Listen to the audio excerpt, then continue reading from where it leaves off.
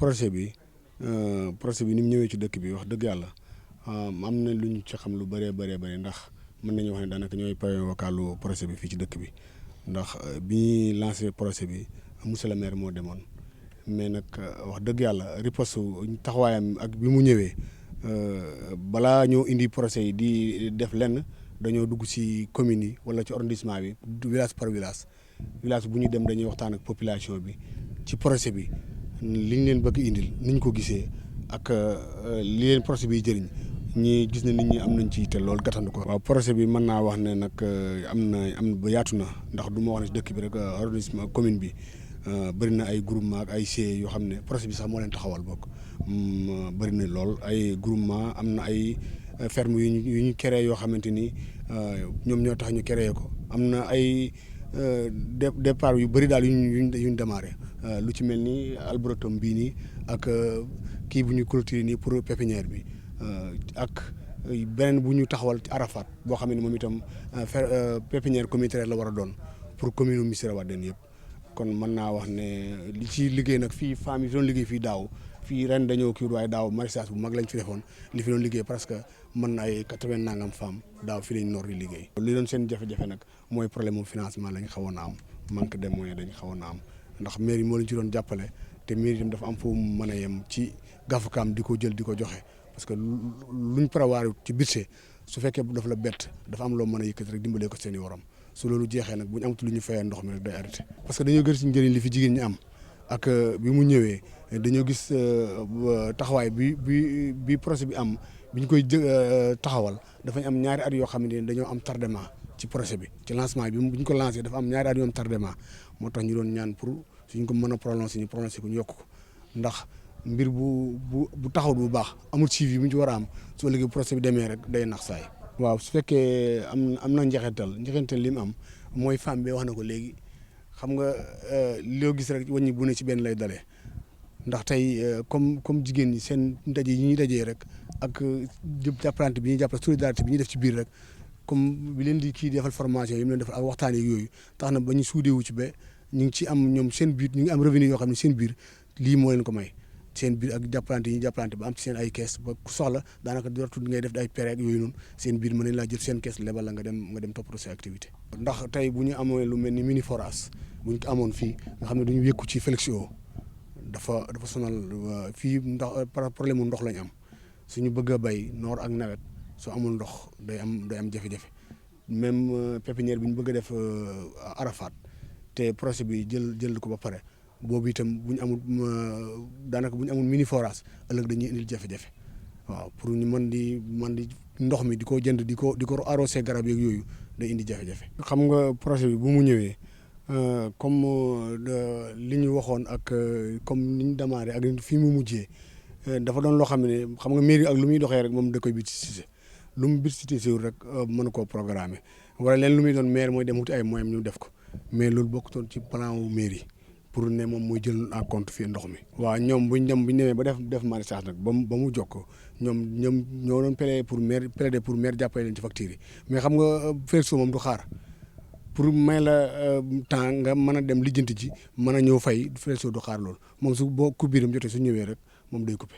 mais bi romb na loolu ba garab yi fi njëkk a samp maa ko samp ak sama loxo. bala ñuy samp ñoom balaa ñu démarré su fekkoon projet bi dafa waxoon ne mairie mooy fay ndox mi mairie boobaa dana ko mën a programme jël ko en compte.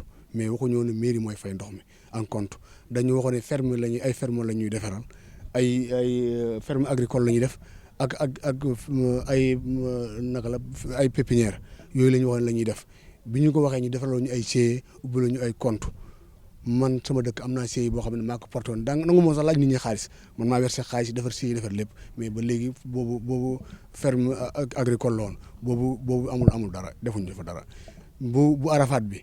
moom itam pépinière bii dañuy waxoon ne ñoom dafay dugg d'office projet bi moo koy jël moo koy financé mais suñu ne projet bi moo koy financé kon mairie moom amul lu part bu ñu ko waxoon ne que mairie yaa koy jël suñu waxoon ne mairie yaa jël en compte ndox mi mairie xam ne moo jël en compte ndox mi su boobaa bu ñuy agsi ci wat si budget mairie mën a wate budget mën a fay ndox mi mais nag su demee ba nga xam ne dañuy taxawal ba pare na mairie kaa jàppale ñu mairie su boobaa nag day dem def ay pexe su mën a xaar mu def pexe ñëw fayal leen suñu mënta xaar nag Flexio moom comme mënta xaar moom day coupé ndox mi rek. projet bi maanaam daal kontaan nañ ci bu baax rek dëgg yàlla ndax ñu ngi liggéey pour Fatoumata jàppale nañu pour ñu am seen kees affect ñu ngi siy liggéey bu baax ñu ngi si gis seen bopp. fanweeri jigéen kees bi chaque samedi dañuy dajee ñu natt buñ nattee ba weer bi dee la 5 bu nekk dañuy daje ñu jël xaalis bi leblante ko seen biir bu la 5 jotaatoo ñu ñëw daje fay xaalis bi ak intérêt bi jëlaat xaalis boobu leble ko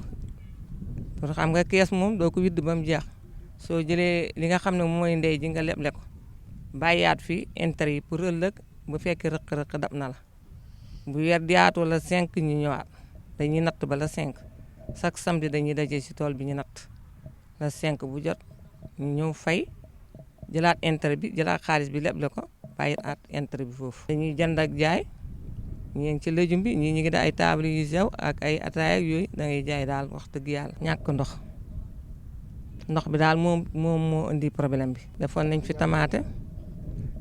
tamaate def fi kanja def fi daal ay kaane xeeñ ak ñoom kaane salade ak basaab yooyu yëpp tool bi amoon na ko wax dëgg yàlla tool bi moom gisoon nañ ci suñu bopp bu baax a baax waaw kees bi tool bi moom baaxoon na. ndox bi daal moo ko taxawal ndox bi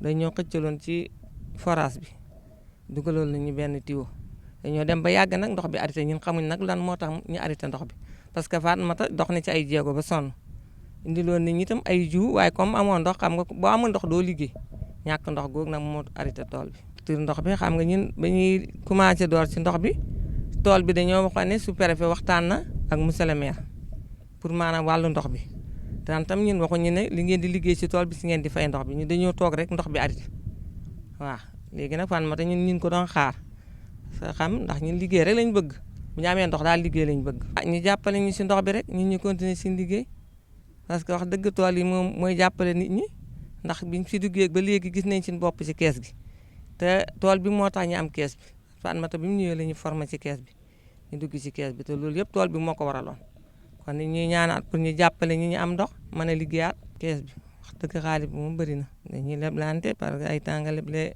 kenn ku ne nga jox ko 25000 wala 20000 waaw bu weer dee mu teg intérêt mu indi. Ici on abrite une pépinière communautaire qui doit abriter 50 000 plants donc on travaille avec les services techniques.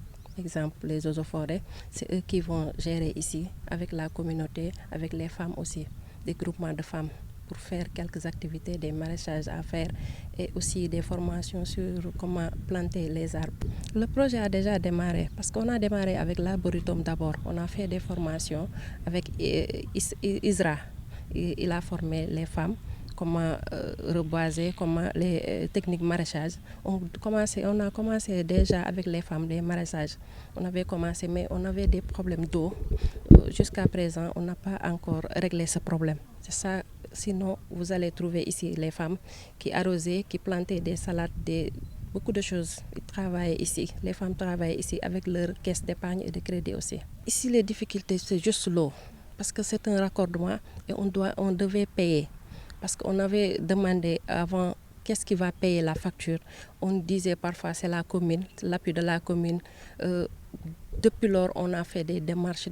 Jusqu'à présent, on n'arrive pas à vraiment avoir quelque chose de clair sur le problème de l'eau. On a vraiment ces difficultés. C'est pourquoi les femmes ont arrêté les maraîchages qu'ils faisaient ici.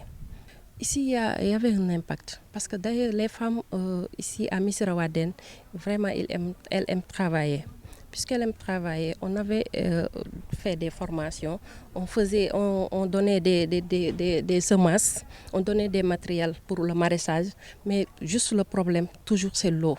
C'est l'eau qui nous pose problème, qui empêche les femmes de travailler. Il faut vraiment qu'on nous dise, est-ce que c'est la commune réellement qui prend en charge l'eau ou bien le projet doit nous accompagner peut-être quelques mois avant que, si tu sais que maraîchage, tu vas travailler peut-être 2 à 3 mois pour pouvoir vendre et payer l'eau. Tu sais que c'est un peu difficile. Donc on souhaite que le projet doit nous accompagner peut-être de 6 mois à 7 mois. Donc le temps que les femmes puissent vraiment pouvoir travailler et prendre le relais après le projet. Oui, beaucoup de retard, vraiment, beaucoup de retard. parce qu'on a eu une coupure qui est ici. Et le moment où la coupure, on avait des tomates, on avait de la salade, oui, on avait commencé, oui, même du piment. On a tout perdu, vraiment. L'objectif d'abord, c'était pour que vraiment les femmes puissent rester dans l'arboretum, il faut avoir quelque chose qui les retienne, qui les maintient ici. Donc j'ai créé une caisse avec. On faisait chaque vendredi 200 francs chaque membre. J'avais ici 30 femmes. Le groupement avait 30 femmes qui étaient ici dans l'arboretum, qui arrosaient aussi en même temps les plantes. Donc on faisait chaque vendredi 200 francs. On reste jusqu'à 3 mois. Après, on fait des crédits. Chaque mois, quelqu'un vient apprêter 5 000, 10 000 francs. Après, au retour, si c'est 5 000, tu mets un intérêt de 500 francs. Si c'est 10 000, tu mets 1 000 francs. Au-delà de ça aussi, avec les ressources, un peu ce qu'on vendait avec le commerce, on le gardait aussi sur la même caisse parce qu'on ne voulait pas donner ça à quelqu'un. La femme amène l'argent à la maison, il peut y avoir des problèmes. Donc c'est ça cette initiative que j'ai créé cette caisse. Tout ce qu'on vendait, on le gardait dans la caisse et en même temps on faisait des épargnes et des crédits aussi. Parce que parfois tu as des problèmes, tu ne peux pas aller à la banque, tu ne peux pas aller emprunter quelqu'un d'autre. Donc si tu as des problèmes, tu viens dans la caisse, on t'emprunte 10 000 francs, 15 000 francs, jusqu'à 20 000 francs. Tu vas régler tes problèmes, après le fin du mois, tu rembourses. Non, ce n'était pas possible parce qu'on venait de débuter. Oui. À l'instant, on a toujours à voir le sous-préfet avec la commune pour vraiment qu'il nous aide à nous accompagner un peu avec le projet aussi. Pour quelques mois, si ces quelques mois-là s'avancent, nous, le reste, on va gérer ça.